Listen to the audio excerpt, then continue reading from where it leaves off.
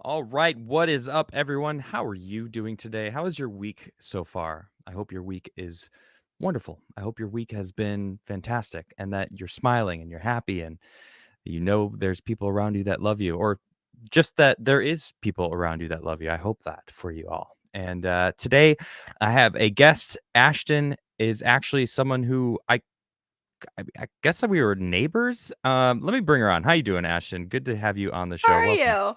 I'm I'm doing well. so I'm good. doing well. Yeah, we were Oh we were my gosh. basically neighbors because you lived in a In the camper. garage. in, Yeah. in the Well, driveway. you lived in the driveway.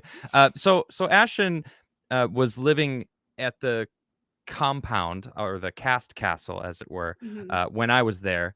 So we got to know each other, just by passing. Really, Yeah. when you were doing laundry, because the laundry room Yeah. was right next to my I office. So I, I was, I was always it's funny, I was always cleaning up after other people. Like not just doing laundry for other people, but like the first day that I got there, the first thing I did was I was doing the dishes. And Allison she's publicly Tim Pool's girlfriend now. So Allison comes down, right. she's like, "Thank you for doing the dishes. No one ever does them." And so I ended up like developing this habit to always do the dishes because I knew, Ugh. okay, I'm good at this. I'll get this done. I'll wash the dishes for everyone. That's something that's a positive outlook on my time here, I think. I Um, refuse to do other people's dishes. I cannot do it. I I will not hate do it. a full sink. That's like my one pet peeve. If we are Mm. roommates, if I live with you and there's dishes in the sink, I have to do the dishes or I will have a panic attack. No, not me. Uh I'm going to the whose dishes are these? Do your damn dishes, right? If it's a communal space, keep it clean. Keep clean your shit, all right? You know Because what? it That's that drives actually me pretty nuts. accurate because I feel like you just overall like spending time there with you. That's pretty accurate, actually. Oh yeah, The yeah, that's two definitely sides of me. the coin. I'm a Yeah, little too submissive, maybe. I don't take shit. I will vocalize anything that's pissing me off, and that might actually have got me in trouble, but that's all right. I don't care, because I'm very stern with my what I need to be comfortable. My comfort levels. The people who know me closely know that I have very high standards for my own comfort, and I demand what I need to maintain that, or at least just a general amount of respect, anyway. Yeah. But all right. So that aside, we might actually get into that time of our lives because Mhm. it's everyone wants to know more about that. But let's talk about you.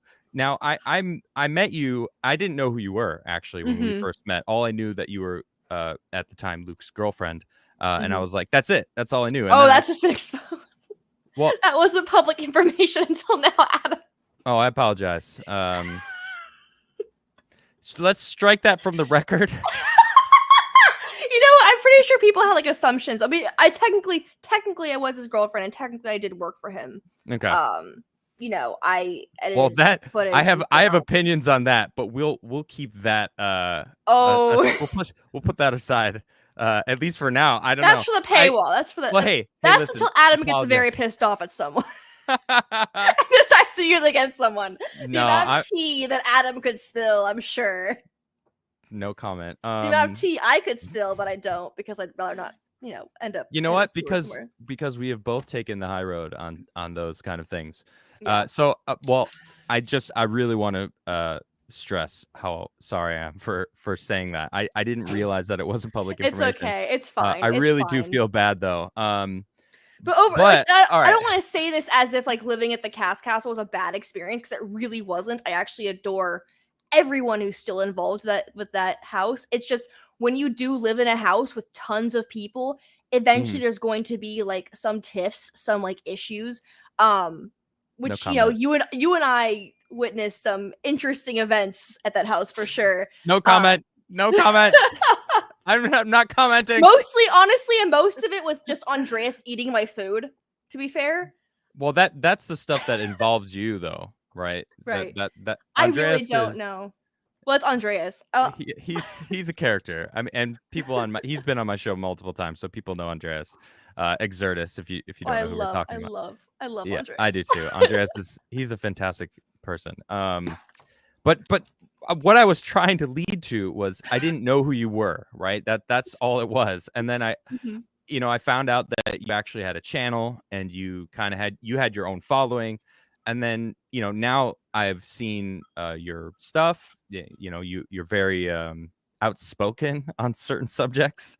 And how would you describe your online personality Oh on my gosh, YouTube? that's the problem is I feel like my online personality is forever changing and constantly developing, That's that you okay. might be convinced I have multiple personalities, which is Do you? not the case. I do not.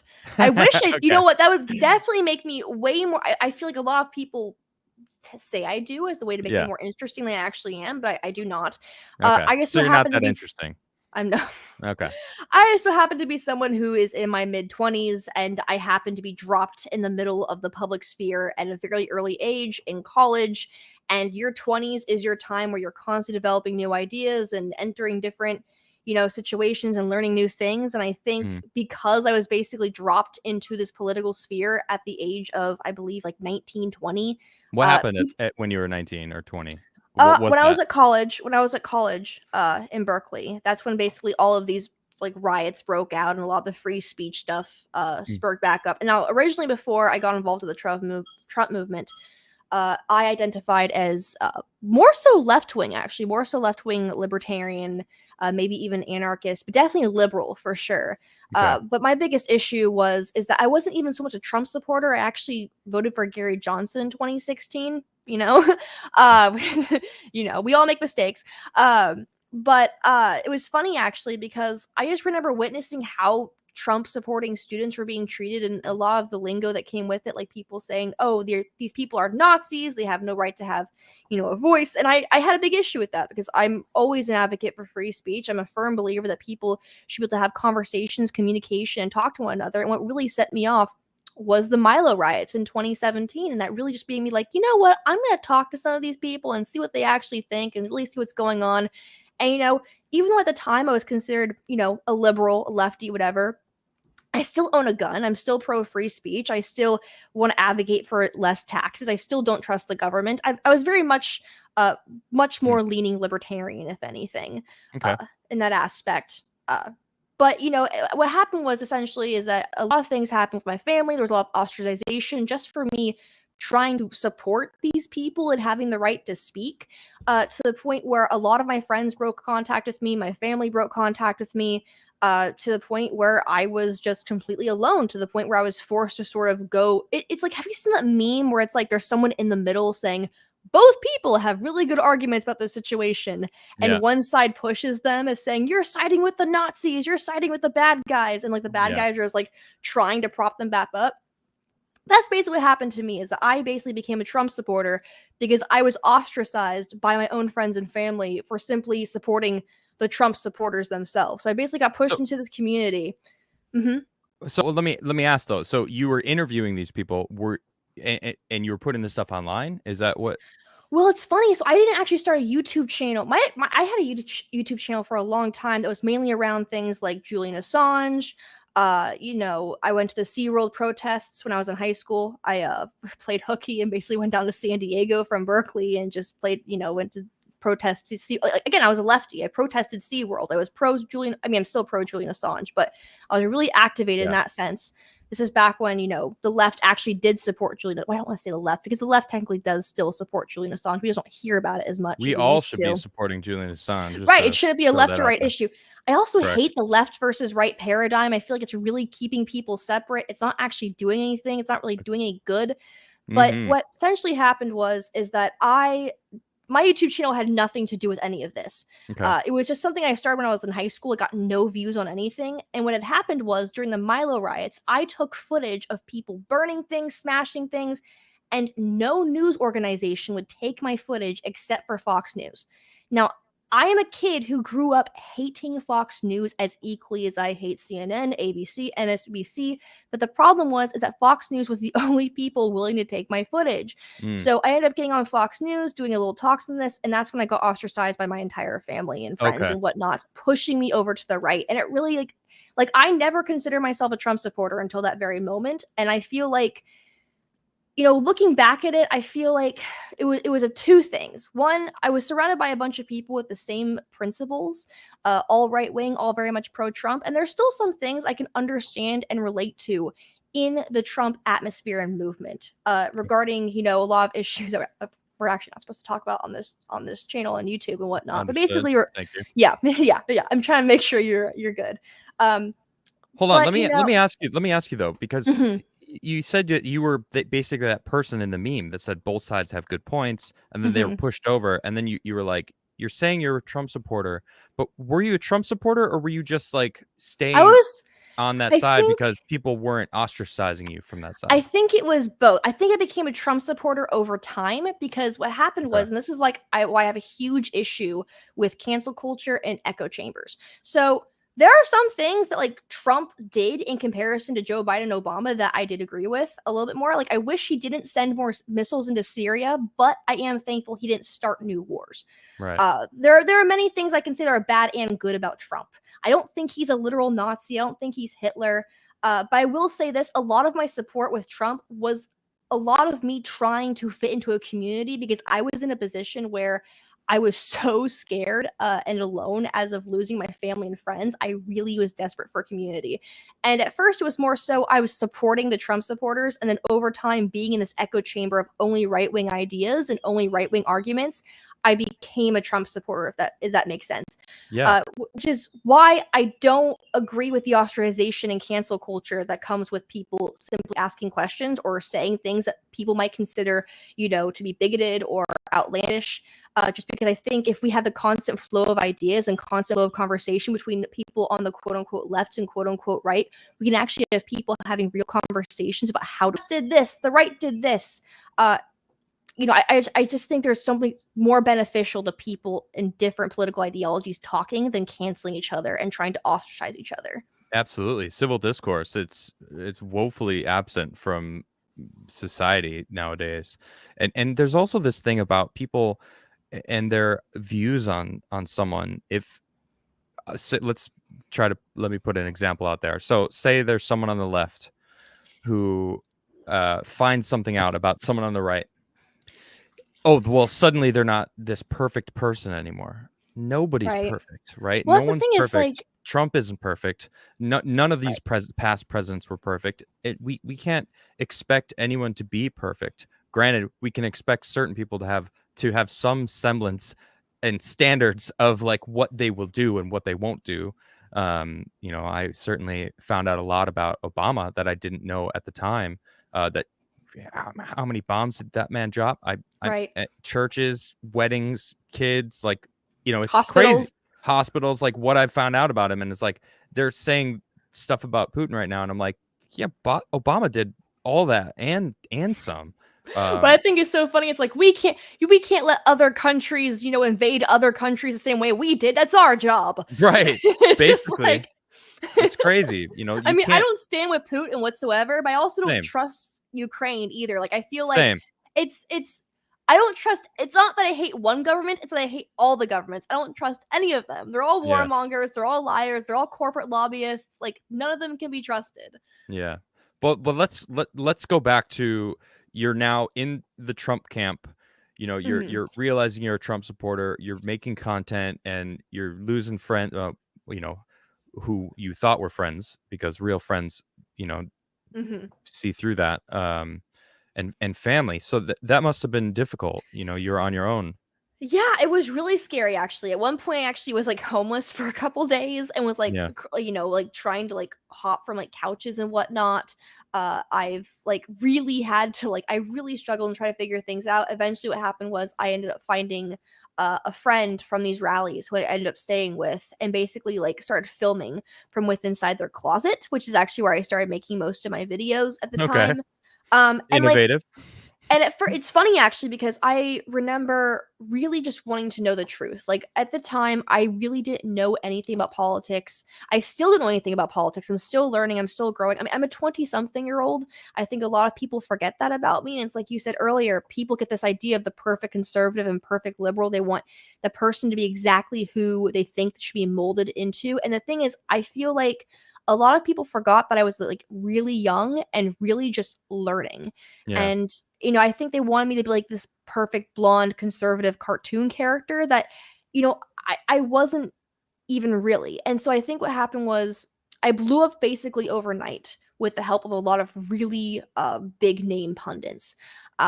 and I got a lot of attention, and I sort of like was being held to the standard that I wasn't even sure I could, but at the same time I didn't want to lose that community. I didn't want to disappoint people because one, I just the idea of like, I've always had this issue with being a yes person, which I'm Okay. really trying to break. As you know, Adam, you've witnessed me do that. Yes, I have. And I also just really didn't want to be alone. I really was terrified of being alone. And I know maybe that's the cowardly thing to say, but like this is just me reflecting on things that happened to me when I was 21, 22. And I think what had happened was I got a manager who was really big on telling me what I was going to say, what I was going to wear, what I was going to do. Like up until this moment, like on YouTube, I had never owned a push-up bra, and my most famous videos are of me obviously wearing a push-up bra. Like I was definitely I'm not gonna say groomed, but like I was definitely being Sounds like grooming. modeled. I was definitely being modeled into being like this sort of Barbie doll that people expected me to be. And I think I really lost a sense of self and who I was, and that really affected me. On top of losing my family and friends, Yeah. it's funny because a lot of people like ask like you often say, Ashton, that you played a cartoon character and you weren't really able to be yourself a lot of the time. Like, what's one interview that you feel like you were the most honest in a lot of cases? And it's funny actually because one of the first interviews I've ever done before I think I really got deep into like the rabbit hole, I guess you would say, or like the Trump sphere was actually with the man who introduced us, which is Tim Pool. He met me in England, and Tim Pool interviewed me and asked me a few questions. And it's funny because I always tell people that politics is a cult. I've always said this, and I feel like it's really funny when my very happy Trump supporters when the people who follow me who are big Trump people accuse me of, accusing them of being in a cult. Like, how dare you say Trumpism is a cult? And I'm like, listen, even as like a MAGA hat wearer, like I said politics is a cult. Like, if you look back at my 2018 interview with Tim Pool when I first got started in all of this, I sat down with Tim Pool in England and I said, both the left and the right is a cult. All politics is a cult. And if you don't catch yourself, you are going to lose yourself. And sure enough, it was almost like I was having like a little bit of like, I don't know, like a like a weird Awakening. psychic moment, like not even awakening. It was a weird psychic moment I didn't catch myself doing because I feel like after that interview, that's when I started to get deeper and deeper and deeper and letting people sort of control what I could say, what I could do. Because I would be in Trump Hotel and I would just say things like, maybe we should care about the environment. We don't have to do the Green New Deal, but we should do something. We should care about something to some degree. And people would just give me the dirtiest looks, and then I would just sort of like go into my little corner and be like, sorry, sorry, sorry. And this isn't all Trump supporters. This isn't me saying that like, you know, Trump supporters are all bad people or something, but you can't deny that in 2016 and 2017, on both the left and the right, there was sort of just this cult of personality that was bigger in politics than ever, where people just really used whoever they voted for as a way to be part of their own personality. It was very strange and was very divisive. I could see that. Yeah, Mhm. definitely. I mean, and it holds true today. I mean, And I am guilty to it for sure. I'm 100% guilty of this. Like mm, when I was, a Trump supporter, like Trump became a huge part of my personality as a way of developing like this character that I was. And I feel like that's the same thing for back when I was a Ron Paul supporter. I mean, I'm still technically, I still love Ron Paul, but not to like the crazy extent that I was when I was a teenager. I'm not like, I don't see like these politicians as saints. I don't see these people as like people to really, hold a standard to, because we sometimes forget that they're people. And a yeah, lot of the time, at the end of the day, they're part of the government. At the end of the day, they get elected to control what your freedoms are.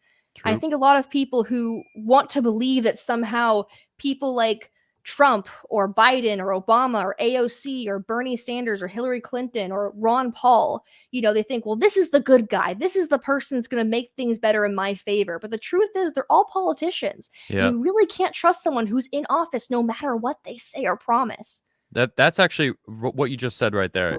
That they're gonna make things better. People need to realize that all those people you just mentioned are not on a pedestal. They should not be on a pedestal. As soon as you put them on a pedestal, suddenly you're the one who's saying that they're better than you somehow, that they should have more power than you. And we need to understand that to really make a difference, we, the people, need to be the people who are making the policy changes. That we should be in the government, not these appointed. They don't want people to the average person, I should say, to get into politics, because it's kind of like controlled opposition. They know, It like you is said, controlled opposition, not kind of. It is. yeah, you're right. Good point. It is literally controlled opposition, like left, right. It makes no difference. They all know each other. They're all friends. They all have the system under their thumb, and that's exactly how they want it. And right now, we're seeing this huge push of people going, we don't like this. The internet, in its all glory and also negativity, is we are sharing videos of people it's showing their hypocrisy, showing that they're lying, showing that they're two-faced, showing that they're connected, and the interconnectivity that they have with each other. And it's like, we see you guys, we're connected. Like we the people are starting to realize that we have the power. But let me ask you, so you're basically going through this long self evaluation in who Ashton is. Yeah, like basically my entire 2020 year is Yeah. that like what I did, because I remember 2019, like I just went through a lot of traumatic stuff involving a lot of people in politics. And I mean, I'm talking some like big name people who like hold seats in office. There are people who are in mainstream media, commentators. I have seen some like there's like this video of like, I think his name's Matthew I can't say his last name. I can't say his last name. Caldwell, or he basically just talked about how he was invited by like several other Cawthorn. how he was invited by several other senators to like go do like cocaine and like do the drugs and stuff. Like that's the thing, is that's all of like these people are like your favorite pundits, even like the classy traditional married men, like they're not the best people. Like I hate to break it to you guys, but like I'm already been ostracized. I'm already like burned to the bone. Like I have nothing to lose at this point. I'm not going to say names because I just don't want to cause any drama or like, add to the fire.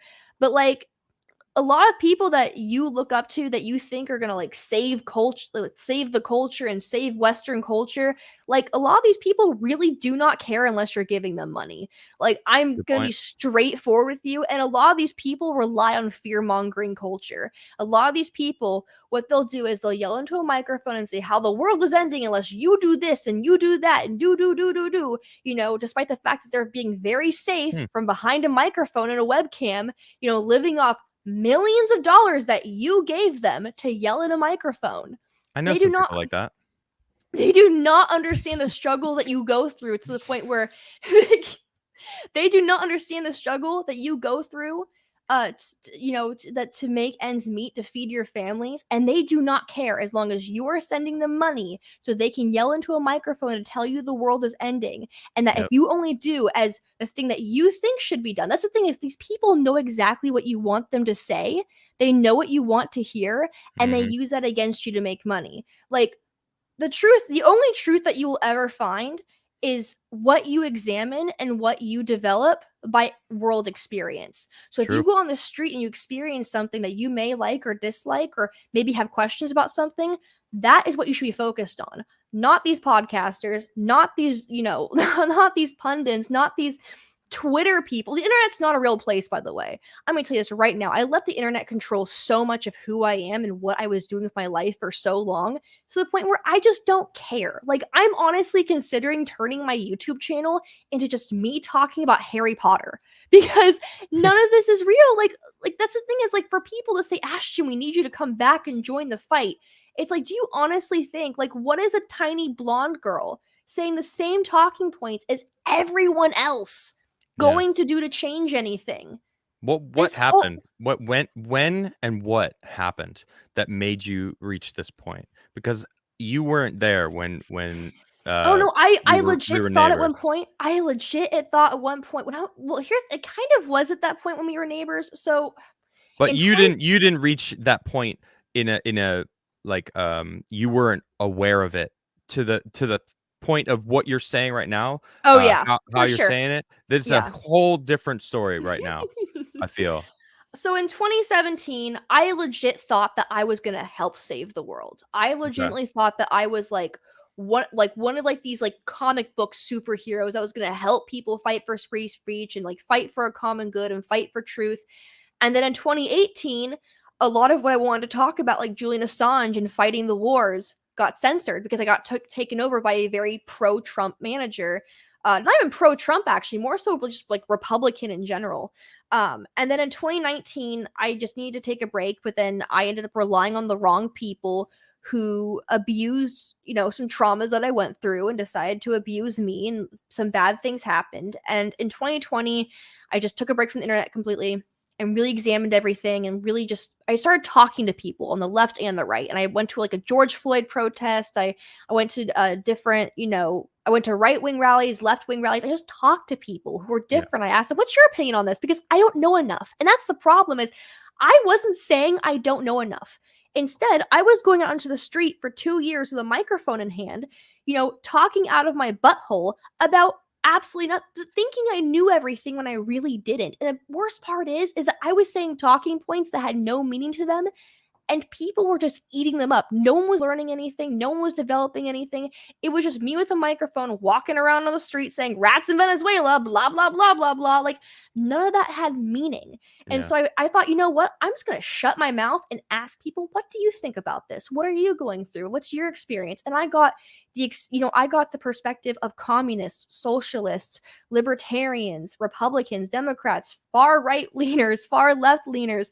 Like, I got all these different perspectives. And I feel like, at the end of the day, all anything really is based off our own experience and our perspective. A lot of people don't want to hear that. They want to hear that what they think is the right answer, but it's not always the case. And I think what happened was, after I was your neighbor at Tim Pool's house in like 2020, 2021, I sort of just like witnessed what was going on. Not that anything was like going on, but like what I did appreciate about Tim was that he was willing to talk to people on the left and the right and libertarian and all in between. But what really opened me up is that when, I went back to California, and after basically not being able to make videos, I said, you know what? I really just want to talk about my 2 cents on things. I'm not going to say I'm an expert on anything. I'm going to make sure people understand that I don't know, everything about, everything. But I do want to address some things like, the police. I feel like the police is a much more nuanced situation than a lot of right wingers want to say. Actually, at the time, people were still very much thin blue line in my audience. And then shortly after I made the video on cops, a lot of people were like, "Whoa, wait a minute! What's going on here? Like, with I'm not going to say the words and whatnot, but Ashton, you were right. The cops really aren't our friends." And then I started making videos. I have questions about the FDA. Like, I'm not exactly sure whether or not I should get the, thingamajiggy. Like, I was actually, still like in thinking about whether or not to get it. I Mhm. said, let's look at the FDA, like what the FDA has to say about these different companies making it. And to be quite honest, I still don't know a lot of information. I'm still learning everything, which is why I don't want to call myself a Republican or a Democrat or even libertarian sometimes, or even anarchist. I sometimes stop myself on. I don't really want a label because I don't think I know enough. And we live in a world where people have almost been shamed into not saying I don't know, or I've changed my mind. Yep. For some reason, you're not allowed to change your mind. You're not allowed to say I don't know or I don't know enough. And the problem is that these are the 3 most human responses, especially in politics and spirituality and morals and almost everything. Like, it should be, encouraged to say, Well, "Hey, I don't know. Hey, I've changed my mind. Hey, can you tell me more about this?" it's a common thing in average human beings when they're being authentic. The problem with politics, the problem with social media as well, these people aren't being authentic. They're trying to Mhm. portray themselves as something that they're not, or something that they wish they were, and they're not. I guess really, because it's so hard to find authentic people on the internet. And I want to also add, you know, just a little blonde girl talking about how the question "I don't know" or not the question, the answer, I don't know how important that is. That is making a difference. That's normalizing it. That is, you say it's a drop in a a ocean as far as like the difference that it makes, but if you get enough people talking about and understanding that we need to be honest and say I don't know about something, or let me find out before I respond to your question, or most importantly, I think I messed up in the past. I thought something and now I think something different. We have to be able to do that, because we can't evolve if we're being held to former beliefs. You've basically just told us the past, I don't know what, 7 years, and that's and you've gone through a spectrum, a whole array of different political beliefs, and I think you landed on the most important thing. You're human. Yeah. As soon as you slap a label on something, you're divided. And that's what they want. And And then I you're say confined. they. You Well, basically confined to this ideology where you can't even change it. You can't even say, "Well, maybe my that's the worst part is people don't want to admit, "Hey, maybe my own ideology is wrong." right. People don't want to admit that. Yeah, and it's hard for them because they have such a built up reality belief system that their worldview, if you get someone who is very rigid in that sense, like, this is my standpoint on all these things, if you get them to realize that they're wrong on one thing, then that scares someone like that, because it's basically making them realize they could be wrong on other things, which I could be wrong on all these other things. And it's like, whoa, reevaluating one's worldview is pretty, it's a daunting task, because you have to go through a long process. I feel like that's what you've been doing. That's kind of what I've gathered from you. You've been trying to figure out what your worldview is, what your perspective is, and you're realizing how important perspective is, because it is important. People that live out in the rural countryside have no idea what it's like to live in a clogged cityscape, and vice versa. They're totally different worlds, and yet people from one are trying to make policy for the other, and vice versa. And you know and you mentioned, like, the police, it being a nuanced issue. I of course agree, because there's absolutely terrible cops out there, but there's also really good cops out there. And then Mhm. look at areas where they're getting rid of the cops and the spike of crime. And then you have groups like Black Lives Matter, which totally deleted their videos of saying we need to abolish all police, we need to abolish all courts, we need to get rid of the rule of law. And it's just like, gosh, like, Well, it's interesting because Black Lives Matter really stood behind Joe Biden because they believed, because he even said we need to do something about this. And then when he gets in office, he's like, we're not going to do that. right, And because he Joe didn't Biden's care. just, well, that's the thing. None of these politicians care about you go through. I mean, another example is back to Trump. What's Trump? What did Trump do for the people who were, I'm not going to say the full sentence, but like locked up? He didn't pardon them. He didn't do anything for them once they were locked up. He focused on other people that I could, agree 100%. He should have it, absolutely pardoned Assange and Snowden, yes, and yes. didn't. He chose to pardon Oliver Stone, right? Is that his name? Oliver Stone? I have no idea. Roger Stone. Roger Stone, yeah, Yeah. excuse me. I'm thinking of someone else. But yeah, Roger Stone. And it's like, And I've met really? Roger Stone. I've met Roger Stone. I've shaken hands with Roger Stone. He's always been very nice to me. But let me Okay. tell you something. That man should not be not in prison for what he's done. I'm like, how are you walking around right now? To be Right. completely Well, honest. I Like, that honestly, I is don't know. I don't insane. know much about that man. I have looked into Assange, and I know what happened with Assange, and I think that That is insane. The fact that Assange is like a sole reason that Trump got elected. Okay, he exposed Hillary for it's so true. much. That's a And then good point. Trump was like backing him up like crazy, going on InfoWars of all things. Like, yeah, Julian Assange, WikiLeaks. And then when someone asks him about Julian Assange, he looks at the camera and says, I don't know who that is. That's ridiculous. It's like people wonder why I burned my MAGA hat on a charcoal grill, and it's like because of this. Did Because of you? this, it's like Yeah, I did, and I roasted marshmallows. I did not eat the marshmallows, though. Do not worry. People are Okay, not good, good. concerned about that. The reason I did that was it was more a metaphor. It wasn't just for Trump and MAGA and Republican Party. It was for every party. It was for every label. I'm not going to confine myself to the Republican Party, the Democrat Party, the Libertarian, every party that I've been in every single political party, essentially, that you Okay. can think of. And I'm disavowing all of them. And the funny thing is, when I sort of let go of my own ego in politics, Hmm. I realized that, wow, I have a lot of friends who are socialist and communist and Republican and Democrat and libertarian, and I'm able to talk with all of them and understand their perspectives and understand why the way they think the way they do, and understand, you know what, maybe if people actually thought more like this, of coming together and really discussing things and putting their egos aside and actually Yeah. having a real conversation and not a debate, we could fix a lot of issues. Because That's what you need to do. So you're sitting here saying, I don't know, I think I might just give it up.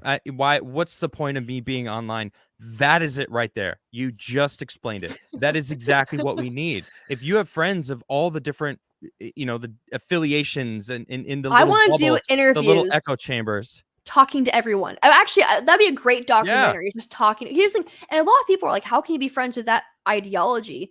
I'm like, well, to be fair, nobody wakes up one day and says, "I'm going to destroy society." No one wants to be a Disney Mm, villain. People genuinely I don't think know if I agree the with that. majority of people, the majority, genuinely want to make the world a better place. Oh, Even I'll agree with that statement. even AOC and Bernie Sanders, even Donald Trump supporters want to make Sure. the world a better place. And here's what Well, I'm saying hold on. is that I want to say there's a relation between the people that wake up and want to destroy the world and the people that you're saying like are they all think they're morally correct. So right, even the people that want to burn it down think it's for the best. right, They think it's they're helping all of right. them. Even these people on the far ends of every single different debate, they think that they're morally correct, and that's why they're so connected to their passions and what they're promoting. Go ahead, please finish And your what point. it's fine. What's really interesting too is that if as long as these people continue to be divided and point the finger at one another, think about it. What actually is getting done? If anything, we're distracting ourselves from the real enemy. And Hmm. meanwhile, our enemy, our real enemy, not the ones in the black masks, the MAGA hats, or whatever the heck your political affiliation wears these days at rallies, at the end of the day, our real enemy is hiding up in their ivory towers, looking down and laughing at us. Like, True. this is all on purpose. The reason the media is so big on pointing at the left or pointing at the right is to make you angry with the other side. Well, I think this way, so the person who thinks differently than me is my enemy. Therefore, I Hmm. must fight them and hate them and blah, blah, blah, blah, blah. Never mind the politicians that send us to war, steal your money for taxes, and take money from corporate lobbyists. Yeah. It's just like, am Well, I let me going to ask vote? you, Yep. Sorry. who's sitting in that ivory tower? Who do you think who's sitting up there? You Can I be know? honest? Can I share a little theory I have about the president of the United States? Sure. Whether it be Trump or Obama, I think I've already shared this with you when I was living at Tim Pool's house. Okay. Whether it be Trump or Obama or Biden or Clinton or Bush, it does not matter. I Okay. think there is so much more going on. I think it's all a figurehead. I think it's like the queen. Doesn't actually do anything. They're kind of just sitting there, reading off a script. Yeah. I think at the end of the day, no matter who we vote for, the banks control everything. The Federal Reserve controls everything. The Okay. corporate lobbyists control everything. Our politicians are just here to make us think we have a choice. The two-party system exists for two reasons. One, to make us think we have a choice in the voting booth, which we don't. We never do. Nothing ever changes. And two, to make us keep fighting each other. It's all cult of personality. You cannot control a population without cult of personality. True. Drop And my cat. humans love competition too. So giving them this, sports is a baser form of it, but politics is essentially just a more grandiose way, Mhm. and while also convincing them that they're participating. Um, but who? So you think it's the bankers? You think it's the big Well, banks? not the bankers No, the specifically. the big banks, right? The Well, Federal who is Reserve. it? The The Federal Federal Reserve. Reserve. 100%. The Federal Reserve, I think, is enemy number one of the people. I Okay. mean, the fact that the Federal Reserve isn't even a public entity, it's a private entity and controls all of Americans' money, that's insane to me. That's That's pretty crazy. crazy. Right? Do you know Same how with the the Federal IRS Reserve? too, right? I did a whole video of this on my YouTube channel. Actually, I went to the into the history of how the Federal Reserve was founded, and it was all founded in secrecy. Like it was founded. Like all of these dudes, right? They went on a fake duck hunting trip under fake names down to Jekyll Island, wrote this thing up, and were just like, here it is. Mm-hmm. All of these people who were tied to let me see, the Rothschild banking system, the Rockefellers, all of these guys went down on fake names on a fake duck hunting trip, wrote the Federal Reserve Act, brought to Congress. Congress is like, this looks a little sketchy. They took it back, rewrote it a little bit more, brought it back, and next thing you know, Woodrow Wilson gets into office, and it turns out his chief advisor just so happened to be in the room when they wrote it up in 1910. 3 years What a later, it's surprise. passed. Within Woodrow Wilson's first, I did a whole video on this. Wow. Whole video. It's my favorite video I've ever done in my entire life. Obviously, it got like no views, but it's my favorite video. The algorithms probably picked that up immediately and was like, Oh, for sure. I mean, push this politics down. in general. Yeah. Well, just to remind everybody, in the description below, you can check it out. You can go to her YouTube channel and go find out that video for yourself. It's the first video you see. It's my favorite video I've ever done in my entire life. Like, I have had videos that have had millions of views, and this is my favorite video I've ever done because I think it's the one video where I'm like, I really believe in this. This is something I'm really strong. Like the two things I believe in is abolishing the Federal Reserve and free speech. I like it. Those are good things. Two things I have never swayed on. Yeah. Ever. So what's next for Ashton? What's your future look like? What are you planning? So I'm definitely considering coming back more to YouTube and doing more regular videos. If they are political, they're going to be very rare, or it's going to be me interviewing people, two different people of two different ideologies, just talking. For example, I really want to do a TERF video. I really want to interview someone who is a TERF and someone who is a trans activist, just because I feel like that whole situation is very nuanced, and I feel like that could be resolved over conversation. Everything going on with J.K. Rowling, for example, like J.K. Rowling does not hate trans people, but she does have her own beliefs on, people who've identified people who've identified as men for so long, and then the moment they get sentenced into prison, they say, "Oh, hey, I actually am a woman. I identify as a woman. Put me in a woman's jail cell," which is like comfy, cozy, and then next thing you know, other women, get harassed, they get assaulted, and exactly. It happened last week. Two women became pregnant from a trans woman, from a dude in a women's prison. That's the thing is, I'm honest about it. I was like, that's the thing is, what baffles me too is that I'm really big on these kind of issues.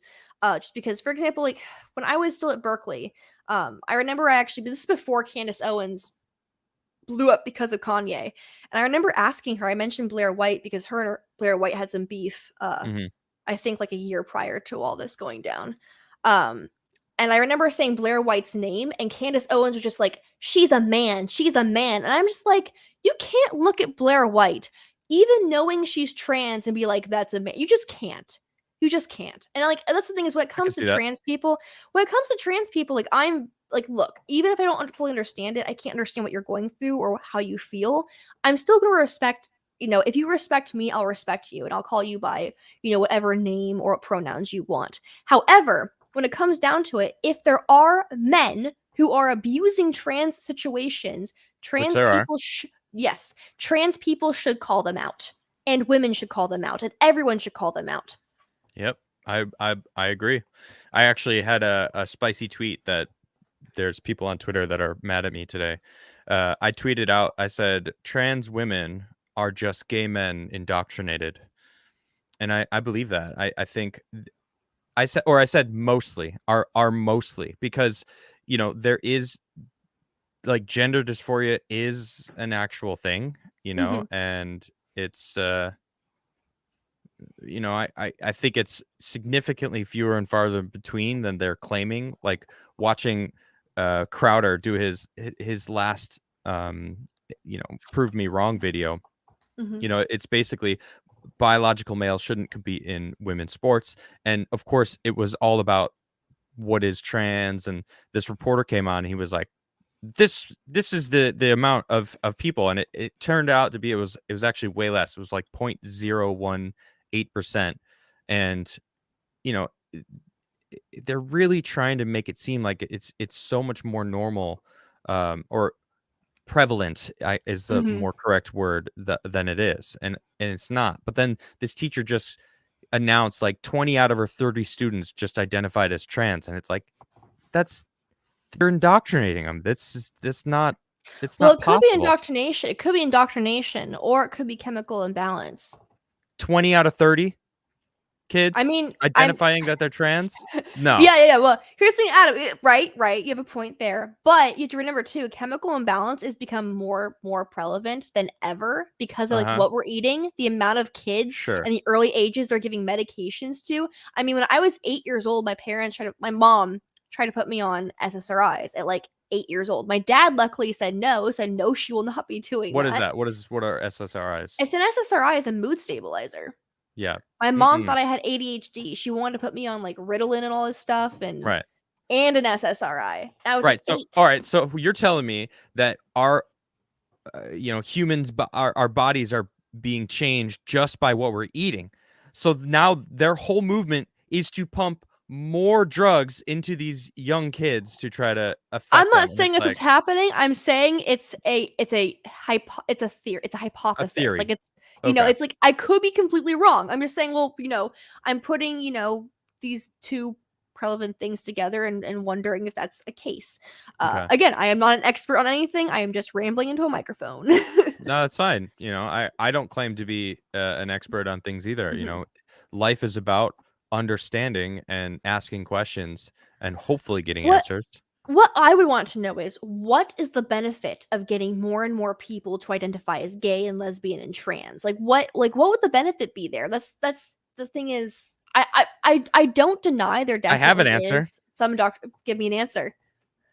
Depopulation. Interesting. I, That's a I really good point. I mean, look at the Georgia Guidestones. We don't know who put those out there, but they state, I think number one on the list is keep the human population under 500 million. 500 million, like that's crazy. We're at like Um, 8 billion now. yeah, 8 billion. Well, 7.98. We might be at 8. Who knows?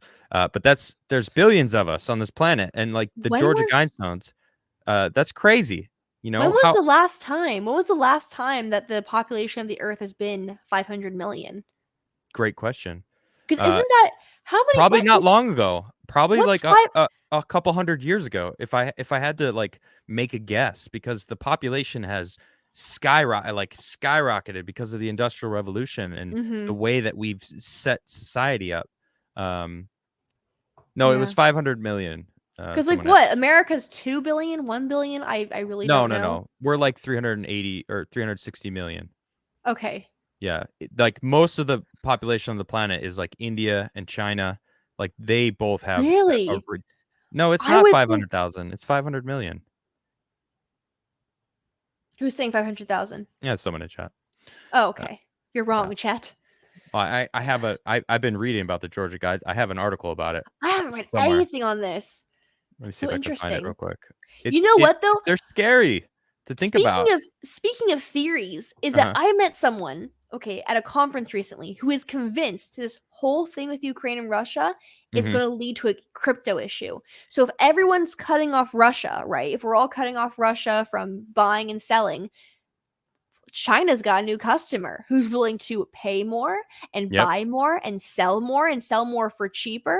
And so next thing you know, China that's banned cryptocurrencies, even though they're actually developing their own cryptocurrency as we speak, they might slide in with Russia and be like, hey, we've banned cryptocurrency in China, but we'll buy your crypto from you Hmm. and develop it into our cryptocurrency so we worth more because China's trying really hard to be like at the top of the food chain with economics. And they're getting there. 100%. Yeah, they're getting there. And the thing is, if we Yeah, cut off Russia, China's got a whole new customer.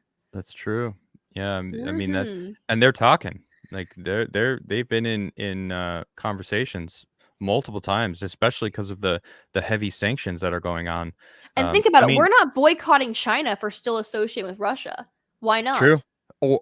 Or any of their other terrible practices that people love to ignore, child Yeah, labor, human killing female children. harvesting. Yeah, right. Exactly. It's crazy that people It's aren't it's wild to talking me about how that. like news stories that like went mainstream 10 years ago are now considered propaganda, and that's Right. what's weird to me. So like when I try really I'm trying so hard to steer away from information where I really don't know fully about, but Okay. like, you know, killing off the Chinese population, the Chinese government killing off their own population was like a fact. Like people knew it was happening 10 years Mm-hmm. ago, but if you say it's happening still now, then you're a conspiracy theorist. But it's like, wait a minute, everybody knew of this 10 years ago. Even Right. Obama talked about this. Why is it a conspiracy theory all of a sudden? I mean, do you see what's going on in China right now? I haven't seen very much. No, what's going on? They're claiming that COVID is spiking, and now they're rounding up their own citizens, forcing them Oh, they're into killing the lines, dogs and the cats. I saw that. killing people's pets, throwing them alive in bags. And it's insane what's happening out there. People are going hungry. They can't get food. I don't know what's going on over there, but What's wild it's to me is scary. that China claimed like 3 months ago that their vaccine works the best. Oh, I said the word. I'm sorry. Their It's their okay. thing works the best, and that they're doing the best. And that like it's all America's fault. America's gonna die because they didn't listen to China. Blah blah. And now like the narrative has totally changed. I just feel like they're. I feel like when I remember when this whole you know Thing plague happened. the plague when the Yeah. plague first hit, I was scared because No, it I wasn't will a plague. not. We'll just say the thing. We know what we're talking about. The thing It when wasn't a plague. We're not saying that, YouTube. this thing in 2020, is that really a banned word now? Oh my No, I goodness. just don't want to. Okay. No, it probably isn't for most channels. I Mhm. have personally gotten strikes over and over because I don't even talk about it, and they're like, "Nah, you kind of alluded to it by saying certain things," and I've gotten strikes. It's crazy. Well, the thing is, this whole thing, right? When this first, I would be lying if I didn't say I was freaked out, that I was scared for my life, because you would see footage of like people in China dying in the Right. street, like falling over, like blood coming out of their eyes. Like I was freaked out, Yeah. and then around like April, May, and then like when it finally came to the States, I was like, that's weird. No one's dying in the street. Yeah. Why are That's the a little homeless? odd. What wouldn't the homeless people you'd think would probably get hit the hardest, but they Yes. didn't? All right. Hey, look, we got to move on from this subject. I can't Okay. talk about it. Okay. I'm Uh, so I, sorry. I trust I'm me, curious. trust me. I know, me too. I have a lot of questions about a No, wait. lot of things When they that tell the you you government. can't question something, it makes you Uh, wanna question it more, and you're just like, this is "Arr." very true. Exactly. Do you know what's going on with CNN? You hear about this whole Ooh, CNN thing? CNN Plus? Where they Yeah. just, like Do you see this? Dude, CNN, Netflix is tanking. There's a huge I love what's going on right now because there's this massive people are learning how shift. to pirate? Is that what's going on? Well, no, I maybe actually, who knows? I think that there's this movement of we don't we care more about reality than streaming services now. CNN seemed like they wanted to get on the bandwagon of streaming services, but they didn't realize that everyone was like, "Fuck CNN," and they What does CNN have to offer? Like, nothing. why would you pay Lies, for a streaming propaganda. service from like, all it's also weird to me that Fox News kind of has a streaming service too. It's called Do they? Fox Nation. Yeah, it's Okay. cool, but it's a little bit more successful because boomers love Fox. But it's just like Okay. weird to me. It's like, what do you have to offer? Like why am I paying like $10 per Right. streaming service per month? Like you've become more expensive than cable. Like you've True. become the monster you set out to destroy. Like what are you Mhm. doing here? This is not how Yep. capitalism is supposed to work. Stop Yep. it. And Elon Musk, he tweeted out, I don't know, it was 2 days ago or something. He said something about, the mind virus of woke agenda in I don't know if he was talking about Netflix. Someone posted about Netflix, and then he wrote like the mind virus of the woke is like ruining everything. And Netflix tanked 30% in like the next day. It woke up and the stock market was like, "Whoa, Netflix is down." California lost something like $680 million of their the government employees pension funds. That's insane. Insane. And then we have DeSantis taking Disney and saying you're not tax exempt anymore. You don't have all these special abilities. It's amazing. There's this huge shift to keep or to put these people in check. What do you think about Elon Musk? Let me ask you. Do you think Elon Musk is doing the right thing? Do you think he's good? Do you think he's You evil? know how I feel about Elon Musk, but I'll just straight say it right now. So Tell here's me. the thing. Elon Musk, I've had so many issues with him regarding, for example, he kind of reminds me of like the villain you think is like the good guy at first, but ends up being the villain at the twist ending, where it's like, Mhm. I'm gonna put microchips in everyone's brain so they get free cell phone service, which is basically the plot of Kingsman. But I will say this: we're going to be ruled by oligarchies, right? So if I'm going to be, if we have to, I don't want Mhm. to be, but if we have to, I'd rather it be Elon Musk who's just posting memes on, like, look, if the guy who's gonna own Twitter is gonna own Twitter, at least let him be someone who's for free speech and posting funny memes, Well, he is very right? much for free speech. At least he says he So is. look, I don't trust him regarding the whole Neuralink thing. That's a little sketchy. But Yeah. like, if he wants to buy Twitter so I can post some spicy memes, I'm all for it. Also, just like him owning Twitter is not going to be the end of the world. And honestly, it's funny because a lot of liberals, I guess, are complaining about Elon Musk buying Twitter because they're scared he's going to let Trump back on. But here's the thing: I have not met one liberal in person who hasn't admitted to me, you know what? At least Trump was funny on Twitter. I'm like, just say that. You may not like Trump, but if you can deny He to was. me that he wasn't funny, you're a Yeah. liar. You're an Yeah. absolute liar. Because that man was the most hilarious president we've ever had. Yeah, he Ever was. had. So funny. Well, that I know anyway, because I will say this. Twitter didn't exist It would back be then. funny if someone like Elon Musk were to, because he's a huge fan of the Babylon Bee.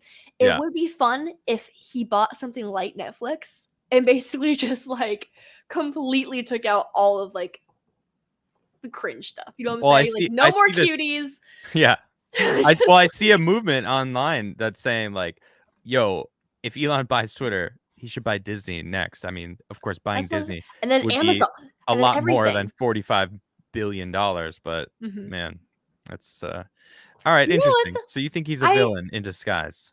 Disney's whole market, I feel like it's gonna crash pretty soon for the Pretty same soon. reason that Have you seen their market value and what it's doing? it's It's I crashing know. right now. I We're know it's watching it. crashing, but it's gonna tank even more. And the reason why I say this is it's not just from a political perspective. There's actually, so I don't know if you guys realize this, but like nerds exist to an Mhm. extent that you may have not thought possible. And there is a thing called the Disney community Okay. where there are group chats, there are meme pages, there are YouTubers who are full blown adults who just go to Disney like all the time. Okay, like this is a thing. Okay, Mhm. and I'm a little bit of a part of it. I'm not gonna lie. I love Disney World. I'm not gonna lie about it.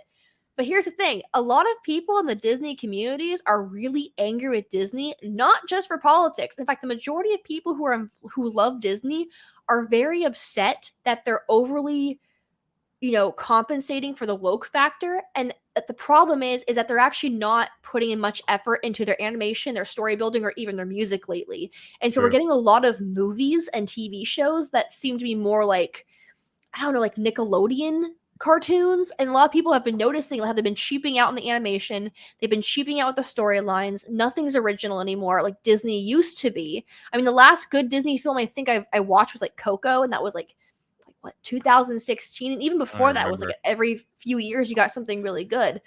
And so the Disney community, which is a lot of people who like study animation, understand how animation works, are like, this is horrible, like what are we doing? So when a company overcompensates on politics for the sake of what is a trend in politics, they're going to lose their value in like what made them so good, which is their Yep. animation work and their story building.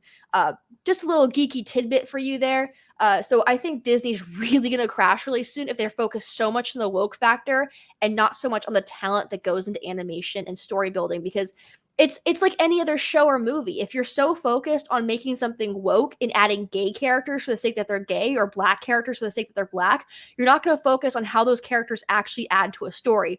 I Right. don't mind gay characters. I don't mind black characters. Yeah. But if they're just there to Exactly. exist, then there's no story, there's no real character arcs, there's nothing interesting about it. Well, they're saying that the CEO came out saying like we need to actually make the story about them being gay. That's what they had a conversation. There was a Zoom board meeting between her and a couple other people, and one of them Here's was the like, thing. even if they're gay, how do you know that they're gay? We need to make it like we need to like make it stand out and write the story about them being gay. And it's like, oh my gosh, like, do you want to be normal or not? Like, do you want it to be normalized?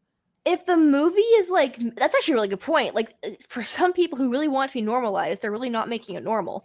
Right. They don't want it to be normal. They want to be victims. They want to be different. That's how That's they the are. thing.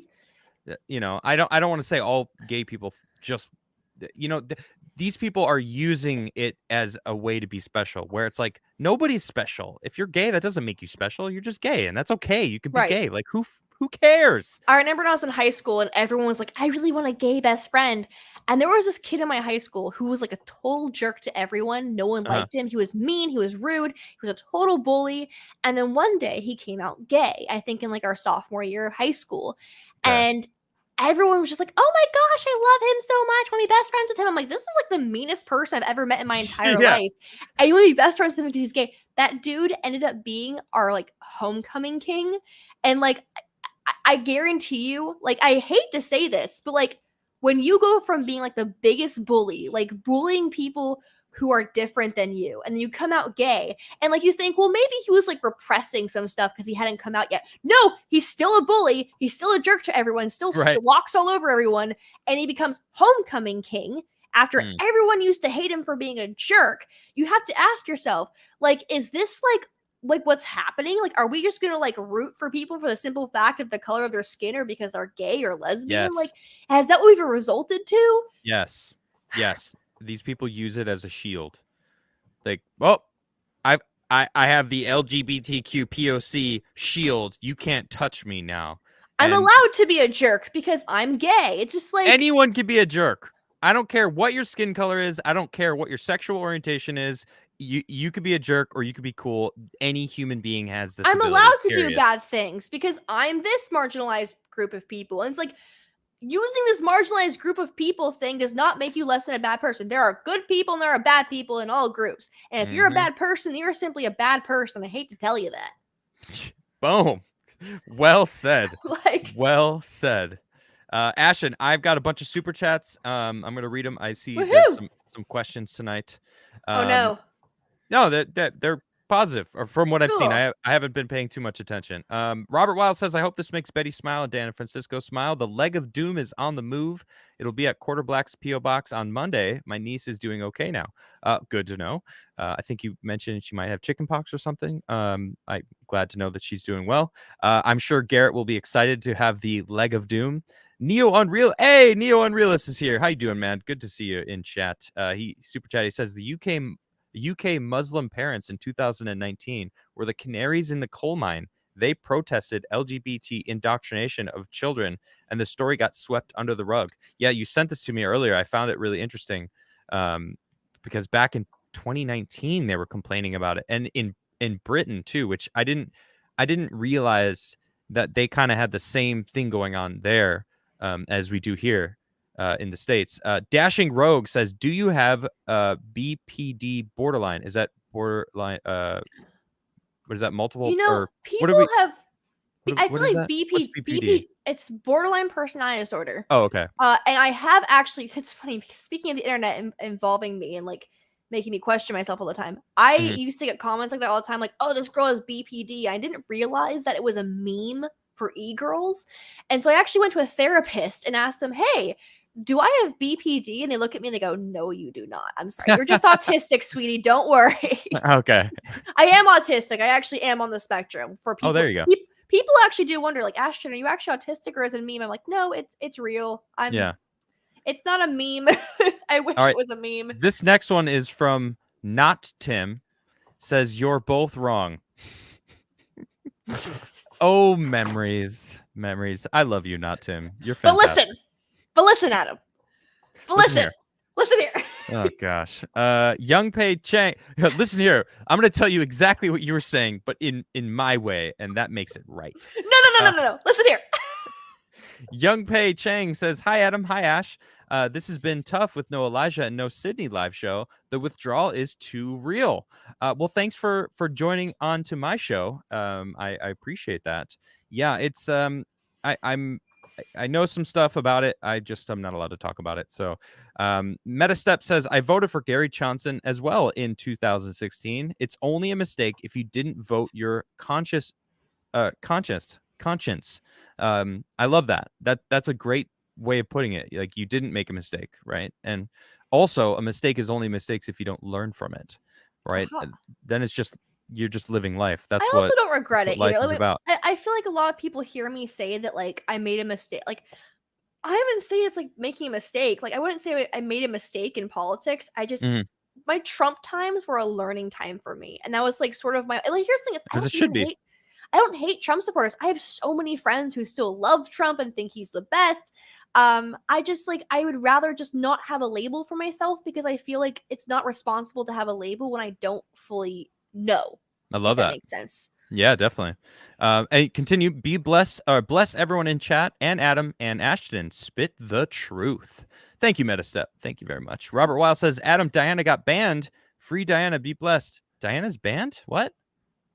She got Diana Francisco? Is that what you're talking about? Is she here now? Oh, his next chat is all good, Adam. It looks like it was a YouTube bug. Oh, what? That's weird. Okay. Well, all right. So Diana is not banned from the chat. She's back. All right. Mr. Squiggle says, oh, okay, good. What? That's weird. Why would Diana and Francisco have been banned? That's odd. All right. Thank you, guys. That's good to know that it's fixed, whatever that was. Mr. Paul R says, your guest tonight is based AF. 100, Aw. 100, 100. Thank you, Mr. Paul R. Yes. She is way spicier in person, and I'm trying to keep it so toned down so your Trust channel me. doesn't get nuked. Thank you. Yeah, I appreciate it. I'm trying so hard. I know the full power of your true opinions on things. Oh my gosh. So I appreciate you maintaining for my show. Crash Mondo says, hey Ashton, will you be at Reno? You know what? It's funny, we were just talking about that. So my boyfriend is speaking at Reno, actually. What is so Reno? It's gonna be the Libertarian Convention. So he Okay. actually is like a labeled libertarian. He's involved with the community and whatnot. Okay. You know, him and I get in tiffs all the time and whatnot. But like, that's what a normal relationship's supposed to be. You don't have to agree on everything. Sure. But yeah, I might be at Reno. I'm not fully sure, but he's definitely going to be. So if you want to meet Liberty Lockdown, Clint Russell at Reno, he's definitely going to be there for everybody wondering. There you go. All right. Let's see here. The Spec 1234 says Crigler Coffee got another shout out last night's Timcast IRL. Last 2 minutes, if you're wondering, all positive, and second one this month. Also, hi. Thank you, Spec. Hi. How much I bet that was Ian? Yeah, Ian loves my coffee. I'm like, it was Ian. I gave him a bag of coffee, and it was just like he came downstairs because his room was above where my office was, and I remember hearing him coming down, and he had his mug in his hand. And he's like, "Dude, this coffee's amazing," and amazing. Yeah, that's cool. The way he was amazing. His eyes it was get all Tim. wide. Carnell says it was Tim actually. Tim did Whoa! it. Yay! Wow, and not on April 1st. I heard rumors that he said something on April 1st about starting a Starbucks competitor and using only Crigler coffee, and I'm like, it was on April 1st. Do I believe this? But that's very nice of him. That's cool. We Thank loved you. him. Thank you guys. As much as we make fun of him, we actually do love him. Yeah, it's funny too because I love making fun of Tim, and I did it constantly every day live on the show to his face. And then after everything happened, like anytime I poke fun at Tim, there's this like group of people online that are like, "You're so butthurt," and I'm like, "What the? No, I'm making fun of him. Like, it's fun to make fun of people. I make fun of everybody." People understand we all lived in a house together. Yeah, so it's like you kind of have to have banter with each other. You have to have that, or you go insane. Like you go absolutely like I've seen some serious shouting matches. I will not name names, and like the 2 seconds later, people are hugging each other because no comment. You have to. You're building a community together. You're building a show together. Like I wish that was true. I am about the hugging. No, I'm a case that proved what you just said wrong. But that's okay. But Tim, was always hugging afterwards. Tim's a very reasonable person when it comes down to that kind of stuff. Jose M says Joe Biden is the CNN Plus of U.S. presidents. I mean, he's lasted more than 3 weeks, though. We got to give him that. Wait, did it really only last 3 weeks? Yeah, they're done. They closed it. It's over. Wait, they only opened it up 3 weeks ago. I know. I know. It's hilarious, right? Oh man. No! I know. It's that glorious. Bad. Yeah, it's bad. Jim Bob says SSRI kill good gut bacteria, can lead to depression. Not good. Dr. Rhonda Patrick goes into this a lot on Rogan. Gut bacteria affecting mood. Interesting. Yeah, and that makes sense. Where's Ian when you need him? It's funny because remember, like when Luke got everybody ashwagandha for Christmas because he went on this huge. He didn't get me anything for Christmas, Luke. He got the whole household ashwagandha. Do you not remember this? He didn't give me ashwagandha, whatever that is. I would know if he got me some. He gave me this whole spiel about how ashwagandha was going to save my gut health, and I'm like, Luke, you can't just give ashwagandha to people and tell them what's gonna like save their lives because sometimes women can't take ashwagandha because it can actually like cause problems. Like, what is it? What is this stuff? It's like it's a gut health vitamin. Ian would know more about it than I would. He probably would. Just ask Luke or Ian. They'll know what they're. Well, actually, not Luke because he's only talking about. Ian would know what he's talking about. But sometimes women really shouldn't take ashwagandha because it can actually like. There's been side effects where women like miss their periods or like have infertility issues. So like women should really actually look into like their own personal health before taking it. And like Luke was just throwing it at people around the house like, take this for your gut health, it will save your life. And I'm like, interesting. Luke. Debt simple note. When she said Federal Reserve, I thought of Ian. Oh yeah. Or Ian. Luke too. I'm sure Luke and Ian both have honestly very strong opinions there. I remember like one night when I was at the house, it wasn't Luke. I think Luke was off like doing something, but I was with Ian, and I think we were all up to like 2 a.m. just talking about the Federal Reserve. And like Luke hadn't been to Jekyll Island yet, and Luke didn't know what Jekyll Island was, which is why like I basically forced him to drive down to Jekyll Island and like basically tell him like what happened and what it did. I gave him the whole spiel, and like Luke didn't believe me. Like he thought I was giving him some crazy conspiracy theory. Like he had no idea. He had no idea. Sound like Luke. I feel like Luke would have. First off, like, I'm shocked Luke didn't know already. I was shocked too. I was like, "You've never read Creature from Jekyll Island?" He's like, "No." And I'm like, "Well, this is like what happened. This is like what happened at Jekyll Island." He's like, "Ashton, just because a bunch of like people tied to banks like were staying here like on a resort doesn't mean they're all like writing." I'm like, "No, the Federal Reserve was written here, Luke." He's like, "No, it wasn't." I'm like, look it up. This isn't a conspiracy theory. Yeah. This is public knowledge. It's like, this isn't what happened, Ashton. You're being conspiracy. Like, this is like the one time you would think Luke actually listens to a conspiracy theory. Yeah. He's like, Ashton, no, you're a female. What are you talking? He didn't actually say you're a female. What are you talking about? That's basically like what was going through his mind. Like, my girlfriend doesn't know anything about this stuff. What is she talking about? And like, I basically had to pull out Wikipedia and be like, Luke, this is right here. This is public information. It's in the resort. Like, you can take tours of the resort and they will tell you. Like, it's not some crazy conspiracy theory. Well, I got to read that book myself. I haven't read it. It's so good. It's amazing. I wanted to get Edward Griffin on the show. We almost lined it up, but we had some communication. But maybe eventually that would be great. He's the one who wrote the book, right? Edward Griffin? I think so. Kelmoth says, does your guest know the infamous hacker 4chan? 4chan is a name? Or are you saying, wait, what? Is this a joke that you know of? Because this 4chan isn't one person. It's 4chan. Who is 4chan? I am 4chan. Who is it? Who's the hacker 4chan? It's one person. A very powerful person. I am 4chan. It was me all along. Young Pei Chang said Ian was on this week's You're Welcome with Michael Malice. That's right. I think it went a long way towards helping the audience warm up to him a little bit more. Oh, that's good. Hopefully people stop thinking that he's some sort of like second-rate me. It's really sad because Ian has his own things to offer. Yeah, Yeah, he was my I co-host for a while. love Ian. I I adore him. miss having him as a co-host. You know, Ian was he's so wild, and he's not me. He's so very different than me, and it's a shame to Ian, yeah, that people would just compare him to me. And it's like, Well, look, the show changed when I was let go, and Ian is just a different personality than me. That's it. He's just different.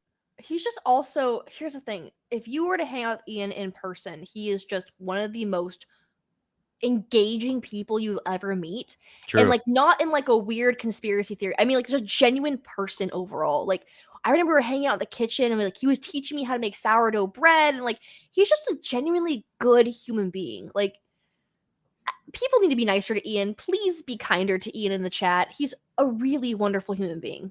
Well, the I think my chat likes Ian. I think Oh well, yeah. I think Tim. I used to read read the live chat when I was on Tim's show, because Tim did most of the talking. I mean, it's his show, and you know that's kind of his thing. But so I would be kind of half listening because you know I already heard him say, you know, the story about being from Chicago, and I'd be like, oh, let me just read chat. And it feels like a lot of people are watch that show to hate watch it, as well as Mhm. people who love to watch it because they love it. So Captain Ridiculous Awesome Sauce says Kofifi coffee is the best coffee. Can't prove me wrong.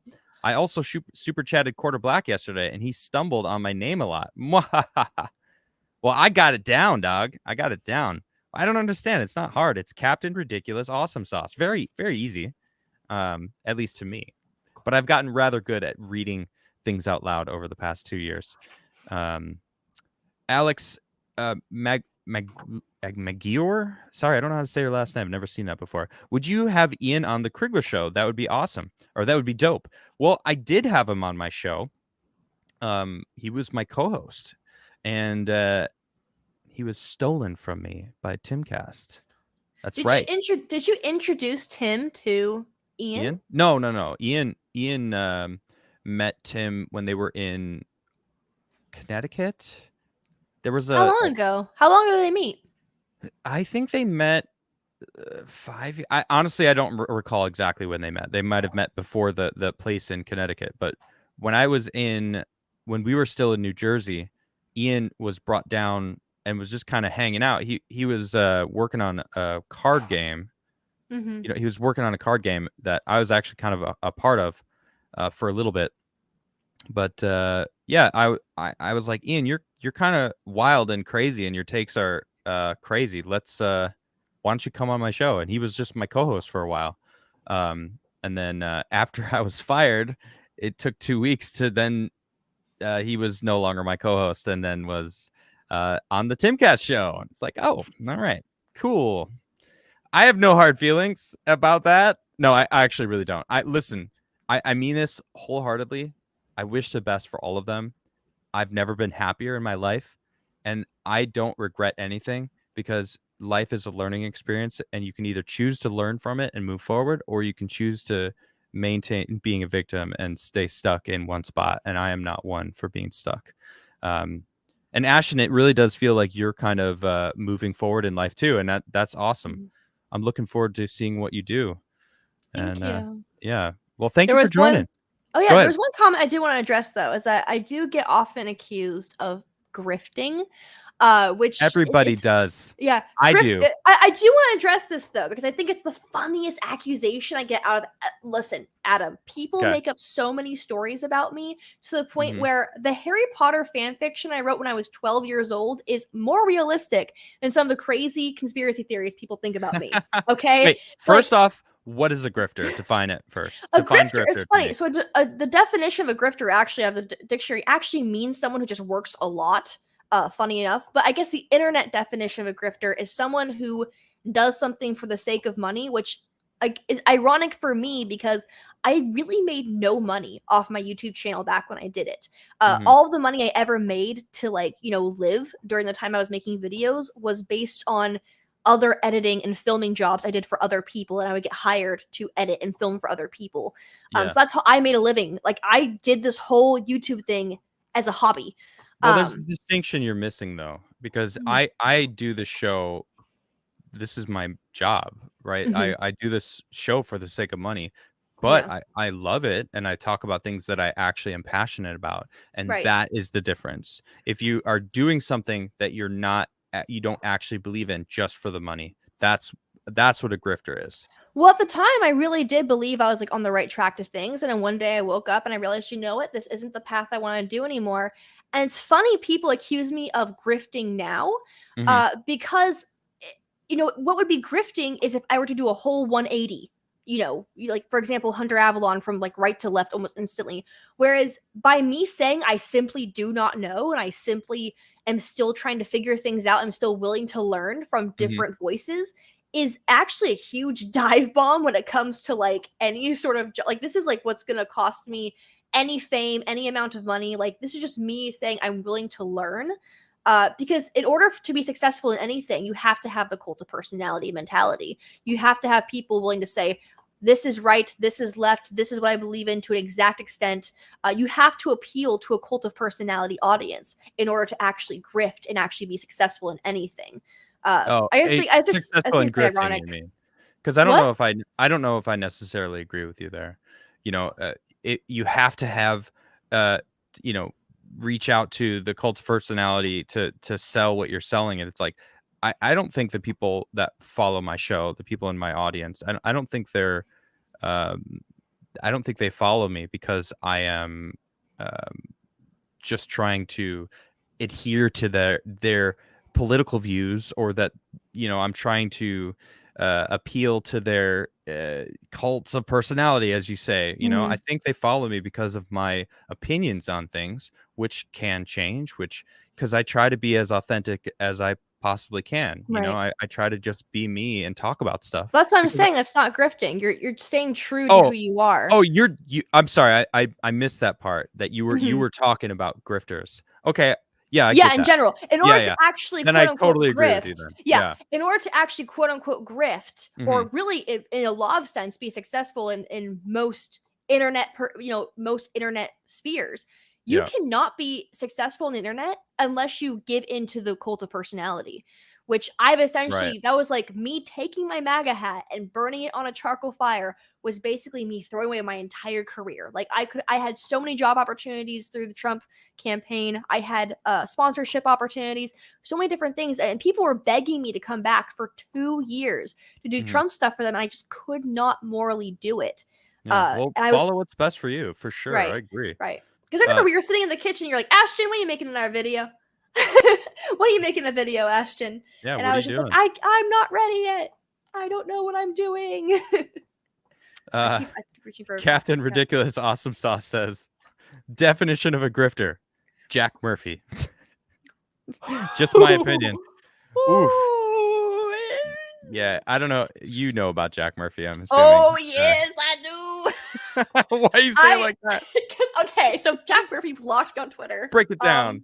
I'm sure he's blocked me now. I just did a He blocked. long So this is what basically I did. So there was a clip from Jack Murphy on Tim's show. And it was funny because I was actually there watching the show, and like I remember him saying this and being like, "Did he really just say that?" I looked over at Allison. I'm like, "Did he just say that?" I But think I I was know like, what you're wait. talking about. And it was the part where he goes, "15-year-olds are at their Women. peak." Women. Yeah, are women. And I just remember. So basically, like when this whole thing went down, I think Hold Blair on. White. Hold on. I need to finish because it gets way worse. He said 15-year-old women are in their prime and 35, like men reach their prime at like 35. So why wouldn't a man in his prime why wouldn't a man in his prime want to be with a woman in her prime? And I was like, whoa, dude. Like I saw the clip, because it floated I around, and was I'm like, there damn. watching the stream with Allison. I'm like, did he just? I'm like, I'm sure it was just a misunderstanding, a slip of the tongue, and then I forgot about it. And Blair White shared it, and I'm like, I remember that. I always thought to myself, I'm just gonna say something, dear Mr. Jack Murphy. When I was 15 years old, I had blue hair, and I was the president of my D&D club. I was not in my prime, and with like that, I was blocked. Yeah. No explanation, nothing. I'm pretty sure I'm good. He didn't block me until I don't know if I'm blocked. Let's go find out because do you know Nick Rekieta? I do not. All right. He is one of my favorite YouTube personalities. Me and him when we get together, we laugh a lot. And Jack Murphy just did a video.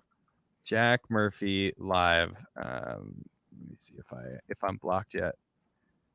Jack Murphy. I'm not blocked. Oh, good for him. Well, anyway, he's been gone from the internet, since what happened.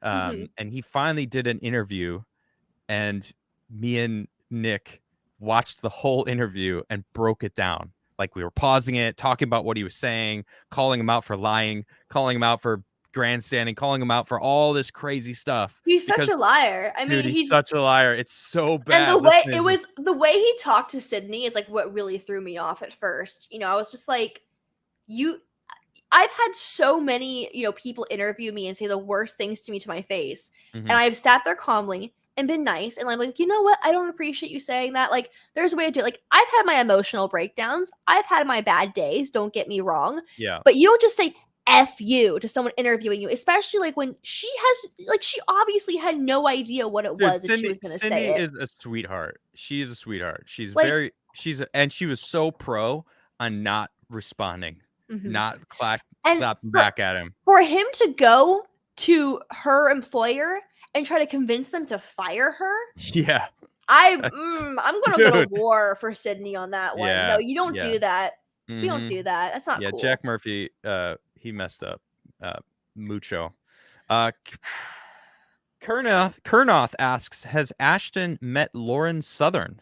I have, and she's a very good friend of mine. We've actually, the first time we met was in Berkeley during, I believe it was the second Milo thing. And someone took a picture of us. It was actually really funny because it was that day. A bunch of journalists came running up to me thinking I was her. And I had to explain to them that I wasn't her. And they thought I was lying to them about not being Lauren Southern. Really strange. And then finally she shows up as I'm talking to this journalist trying to explain I'm not Lauren Southern. And I'm like, see, this is her. This is what she looks like. And then he just like kind of looks at the both of us. And the funny thing is that me and Lauren really don't look that much alike. Right. But at the time it was like, oh, blonde girl, conservative blonde girl. It was like we all looked the same, I guess. Yeah. You must be her. You must be her. Oh, it was that's funny. funny. There is a picture of me and her like on that day, essentially like right before we got attacked, actually. I believe Luke actually took the picture, funny enough. It was a picture of me and her, and it was like 2 seconds before someone came at us with like this giant backpack full of stuff and tried to kill us with it.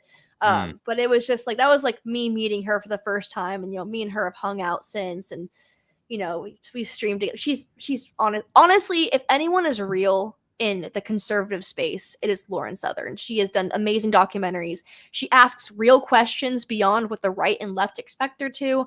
I think she is just genuinely authentic, and she's always been very kind to me, and she's been through with me. She's nice. She's been there for me through a lot. Someone says you guys do kind of look alike. Just saying. So this is another perspective. I can't actually picture what she looks like right now. Hold on. But I didn't think, is she blonde? Well, here's the funny thing is, the picture of me and her is my natural blonde hair color. This is bleached because I started bleaching it in 2020. Oh, she is blonde. Okay. Yeah, but it's funny because this is back when she used to bleach her hair. She's naturally, I think she's naturally a brunette, or I don't know. So this is the image I'm seeing, and because I don't see blonde hair. I can't picture her with her hair down because I only, see her on Twitter. There's a picture of me and her next to each other, and like, we look like we could be sisters. We don't look exactly the same. But you do look alike. But like, we're not like identical to the point where journalists should be confusing us, is what I'm saying. Yeah. Well, did you see that there's, I don't remember what publication this man worked for, but one of the lefty publications, he was in Louisiana, in New Orleans, or Nolans, as they say down there. Nolans. And they were like, I saw Andy Ngo in this restaurant, and I was like, I went up and was like giving him a what for and made him leave. Ha! I'm a winner. I just totally showed Andy. And then it turns out like Andy Ngo was like out of the country, in like Europe or something on some sort of talk. It's like they're attacking people that look a little bit like Andy Ngo, and it's like, wow. I remember when I was in England, it was right after Lauren got banned from the country, and someone was like, "Glad to have you back, miss." And I'm like, I've never been here. I just got here. What? Yeah. Thank you. I just moved here. That's funny. All right. Well, how do people follow you? What's the best way? I have your Twitter and My your Twitter, YouTube. The Ashton Blaze and Ashton Birdie on YouTube and Instagram. Oh, okay. Yeah, I haven't really uploaded much on YouTube, but that's gonna change starting pretty soon. I do have a few uploads to edit and get up. I'm definitely be talking about this Johnny Depp case for sure. Oh yeah. And just basically addressing the hypocrisy. Because the little Harry Potter nerd in me was just like, why is this man not in Fantastic Beasts 3? And then Right. I really just wanted to get down to like what's going on with the court case and things like that. Right on. So. Well, you could check it out down below.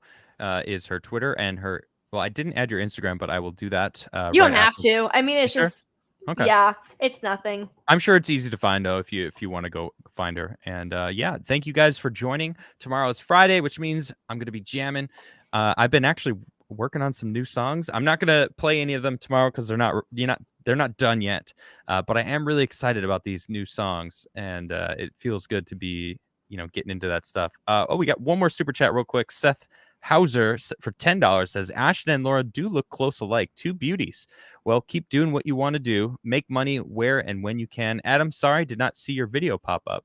Well, that's not unusual because YouTube loves me so much. But thank you for showing up anyway, Seth. I appreciate that. And Ashton, thank you for joining me. I appreciate it. Thank you for having me, Adam. All right, everyone. Have a great night. I will see you tomorrow.